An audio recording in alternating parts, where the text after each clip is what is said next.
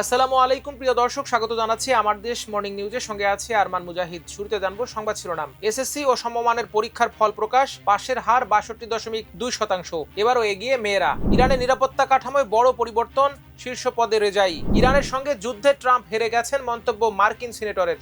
এতক্ষণ শুনছিলেন সংবাদ শিরোনাম, এবার বিস্তারিত। চলতি বছরের মাধ্যমিক স্কুল সার্টিফিকেট, এসএসসি ও সমমান পরীক্ষার ফল প্রকাশ করা হয়েছে। এবছর পরীক্ষায় অংশ নেওয়া শিক্ষার্থীদের মধ্যে গড় পাশের হার দাঁড়িয়েছে ৬২.25%। গত বছর এ হার ছিল ৬৮.45%, অর্থাৎ এক বছরের ব্যবধানে পাশের হার কমেছে ৬.2%। এবার এসএসসি ও সমমান পরীক্ষায় মোট ১৮,২৯,৪৮৫ জন শিক্ষার্থী অংশ নেন। এর মধ্যে উত্তীর্ণ হয়েছেন প্রায় ১১,৪০,০০০ শিক্ষার্থী। জিপিএ 5 পেয়েছেন ১,১৬,৬৭৬ জন। গত বছরের তুলনায় এবারের পাশের হার ও জিপিএ 5 দুটি কমেছে।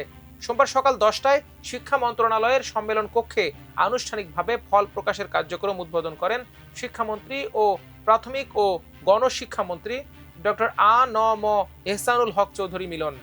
একই সময়ে শিক্ষা প্রতিষ্ঠান ও অনলাইনে ফলাফল প্রকাশ করা হয়। সাধারণ শিক্ষা বোর্ডগুলোতে এবার গড় পাশের হার ৬৮.৫%। মাদ্রাসা শিক্ষা বোর্ডে পাশের হার ৫৫.৪৯%। এ বোর্ডে জিপিএ 5 পেয়েছে ৬,৭১৬ জন। কারিগরি শিক্ষা বোর্ডে গড় পাশের হার ৫৮.২০% এবং জিপিএ 5 পেয়েছে ৩,৯৫১ জন।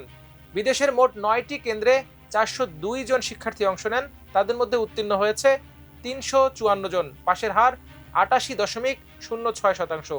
অকৃতকার্য হয়েছেন ৪৮ জন।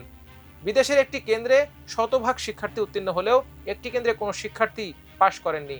ফলাফলে এবারও ছাত্রদের চেয়ে এগিয়ে রয়েছে ছাত্রীরা। সাধারণ শিক্ষা বোর্ডে ছাত্রদের তুলনায় ১,০৭,৯৮২ জন বেশি ছাত্রী উত্তীর্ণ হয়েছে।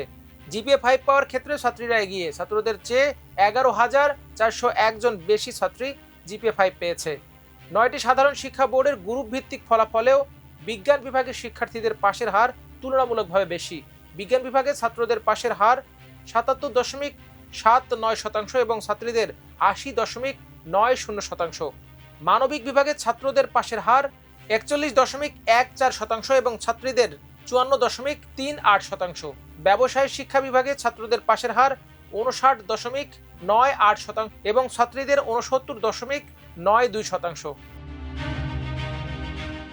ইরানের সুপ্রিম ন্যাশনাল সিকিউরিটি কাউন্সিলের নতুন সচিব হিসেবে সাবেক ইসলামিক রেভলিউশনারি গার্ডস কর্পস আইআরজিসির প্রধান মোহসেন রেজাই নিযুক্ত হয়েছেন। দেশটির সর্বোচ্চ নেতা মোস্তফা খামেনি তাকে নিয়োগ দেন।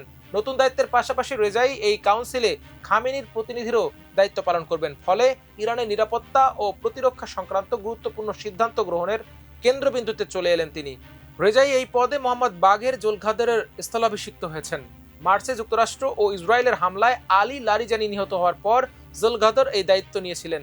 মোহসেন রেজাই এর আগে দীর্ঘদিন আইআরজিসির নেতৃত্ব দিয়েছেন। বর্তমানে তিনি ইরানের এক্সপিডিয়েন্সি ডিসার্নমেন্ট কাউন্সিলের সদস্য। এই পরিষদ দেশটির পার্লামেন্ট ও গার্ডিয়ান কাউন্সিলের মধ্যে কোনো বিষয়ে মতবিরোধ হলে তা মীমাংসায় ভূমিকা রাখে। একই সঙ্গে গার্ডিয়ান কাউন্সিল আইন পর্যালোচনা এবং সরকারি পদে প্রার্থী যাচাইয়ে দায়িত্ব পালন করে। ১৯৮০-এর দশকে ইরান ইরাক যুদ্ধের সময়ও রেজাই গুরুত্বপূর্ণ সামরিক নেতৃত্বে ছিলেন। এদিকে নেতৃত্বের এই পরিবর্তনের অংশ হিসেবে মোহাম্মদ বাঘের জোলখাদরকে নিজের রাজনৈতিক উপদেষ্টা হিসেবে নিয়োগ দিয়েছেন মোস্তফা খামেনি। মার্কিন প্রেসিডেন্ট ডোনাল্ড ট্রাম্প ইরানের সঙ্গে যুদ্ধে হেরে গেছেন বলে মন্তব্য করেছেন ডেমোক্র্যাট সিনেটর ক্রিস মার্ফি। তার দাবি, যুদ্ধ যত দীর্ঘ হচ্ছে যুক্তরাষ্ট্র ততই দুর্বল হচ্ছে এবং ইরান শক্তিশালী হয়ে উঠছে। স্থানীয় সময় রোববার সংবাদ মাধ্যম এনবিসি নিউজকে দেয়া এক সাক্ষাৎকারে মার্ফি বলেন, আমেরিকা দুর্বল হচ্ছে, ইরান শক্তিশালী হচ্ছে।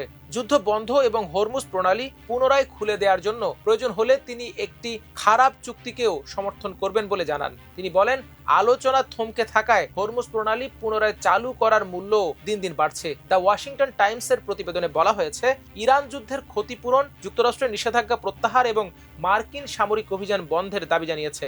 মার্ফি বলেন, যুদ্ধ দ্রুত শেষ হওয়া প্রয়োজন, কারণ প্রতিদিন যুদ্ধ চলতে থাকলে যুক্তরাষ্ট্র আরও দুর্বল হবে, ইরান আরও শক্তিশালী হবে এবং যুক্তরাষ্ট্রের সাধারণ মানুষকে এর মূল্য দিতে হবে। যুদ্ধের কারণে দেশটিতে বিভিন্ন পণ্যের দাম ক্রমেই বাড়ছে বলেও মন্তব্য করেন তিনি। মার্ফি আরও জানান, যুদ্ধ চালিয়ে যাওয়ার জন্য অতিরিক্ত অর্থ বরাদ্দের বিরোধিতা করবেন তিনি। তবে যুদ্ধ শেষ হওয়ার পর যুক্তরাষ্ট্রের অস্ত্র গোলাবারুদের মজুদ পুনরায় পূরণ করার জন্য অর্থ বরাদ্দ তিনি সমর্থন দেবেন। দর্শক, এই ছিল আজকের মর্নিং নিউজের আয়োজন। সবাই ভালো থাকুন, সুস্থ থাকুন, থাকুন আমার দেশের সঙ্গে। আল্লাহ হাফেজ।